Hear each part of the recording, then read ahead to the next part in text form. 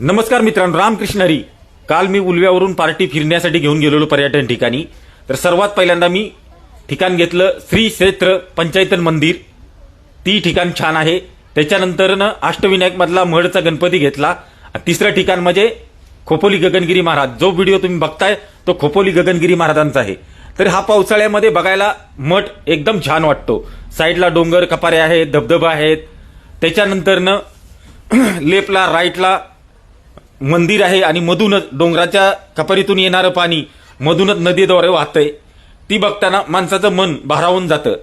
तर पावसाच्या या चिकचिकला किचकिचला जर कधी वैतागला असाल किंवा काम घर करून तर अवश्य या ठिकाणी जावा. फुल प्रसन्न वाटतं. त्याच्यानंतर मी चौथं ठिकाण घेतलं एकविराई कारल्याची. मग त्या ठिकाणी गेलो. 4 वाजता पोहोचलेलो. 4 वाजता पोहोचल्यानंतर ती पार्टी 7 ते 7:30 वाजेपर्यंत थांबली. आणि थांबल्यानंतर जसा दिवस मावळला तर तशा पावसाच्या रापा येत होत्या आणि पावसाच्या रापासोबत थंडगार हवा लागत होती.